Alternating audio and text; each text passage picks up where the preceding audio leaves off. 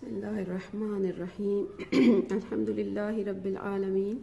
व बिही नस्तईन व हुवा खैरुल मुईन व सल्लल्लाहु अला मुहम्मदिन व आलिहि ताहिरीन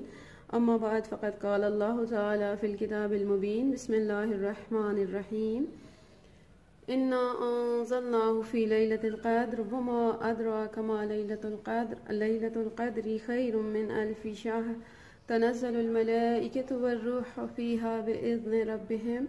मिन कुल्लि अम्र सलामुन हिय हत्ता मत्लअल फ़ज्र। सलामुन अलैकुम हारान अज़ीज़, शब क़द्र करीब आ चुकी हैं। परवरदिगार आलम हम पर अपना लुत्फ़ व करम फरमाए और हमें शब क़द्र को पाने की तौफ़ीक नसीब फरमाए। अपनी लारैब और बेऐब किताब में फरमाता है, इन्ना अंज़लनाहु फ़ी लैलतिल क़द्र, हमने इस कुरान को शब क़द्र में नाजिल किया। और तुम क्या जानो कि शब क़द्र क्या है। लैलतुल क़द्र खैरुम मिन अल्फ़ि शहर, लैलतुल क़द्र यानी शब क़द्र 1000 महीनों से अफजल है। ये नहीं कहा कि 1000 रातों से अफजल है, बल्कि 1000 महीनों से अफजल है। और उलमा कहते हैं कि ये तकरीबन 80 या 83 साल का अरसा बनता है कि जिससे ये एक शब क़द्र अफजल है, जिससे ये एक रात जो है वो अफजल है। कोई भी इंसान चाहे कितनी भी कोशिश करे, वो 80 या 83 साल के अरसे में अगर उसे ज़िंदगी मिले भी तो वो मुसलसल इबादत नहीं कर सकता। ज़ाहिर है कि ज़िंदगी में और काम और उमूर भी सादिर होते हैं और इससे वो मुसलसल इबादत नहीं कर सकता। लेकिन ये एक रात परवरदिगार आलम का ऐसा लुत्फ़ और एहसान है अपने बंदे पर और मोमिनीन जहान पर कि एक रात में इबादत करने का सवाब जो है वो इतना बन जाता है, जो कि तकरीबन 80 या 83 साल का अरसा है। और खुदा हम पर अपना लुत्फ़ फरमाए कि आज की शब क़द्र वो रात है कि जिसके लिए कहते हैं तनज़्ज़लुल मलाइकतु वर्रूहु फ़ीहा बिइज़्नि रब्बिहिम मिन कुल्लि अम्र। ये वो रात होती है कि जिसमें मलाइका नाजिल होते हैं रूहुल कुद्स के साथ। और कितने मलाइका नाजिल होते हैं, उलमा कहते हैं कि क़द्र का एक मतलब जो है वो ज़य्यक भी है, यानी तंग पड़ जाना। वो सतह ज़मीन का सीना तंग पड़ जाता है, इतने मलाइका का नुज़ूल होता है। तो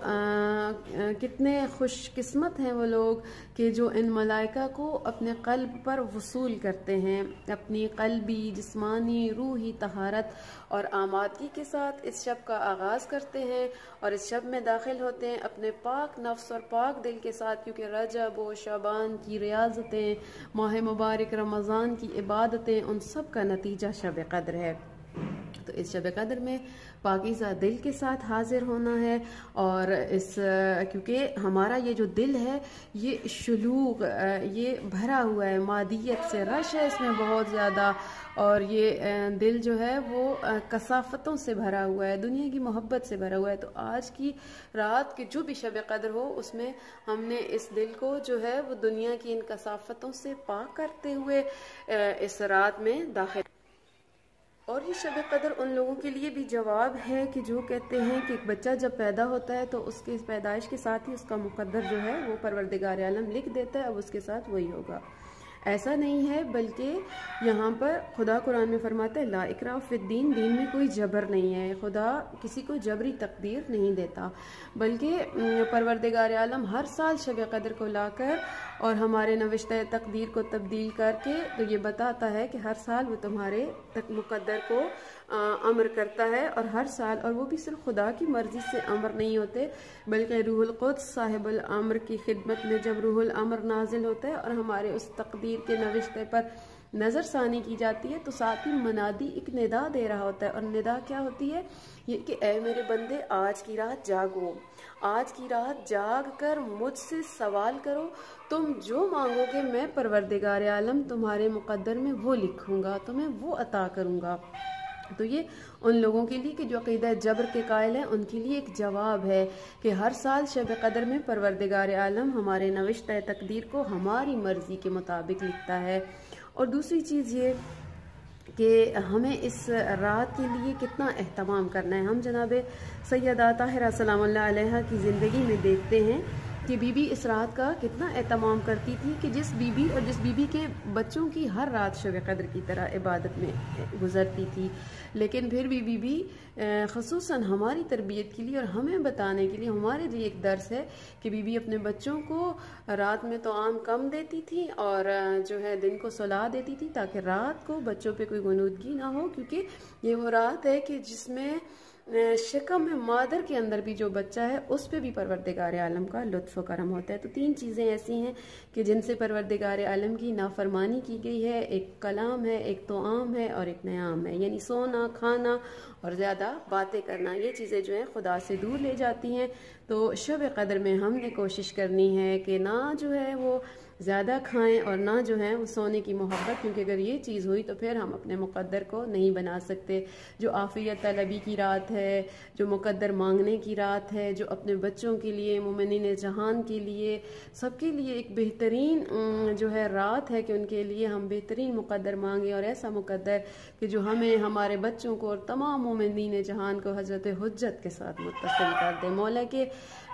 دیدار ہمیں نصیب فرمائے اور مولا کی ہمراہی میں کام کرنا ہمیں نصیب کرے۔ تو یہ چیز ہر اولیاء خدا، ہر عرفاء علماء کی خواہش ہوتی ہے کہ وہ شب قدر کو پا سکیں، اور اس کے لیے وہ محنت اور کوشش اور کاوش کرتے ہیں، اور جب پا لیتے ہیں تو دیکھتے ہیں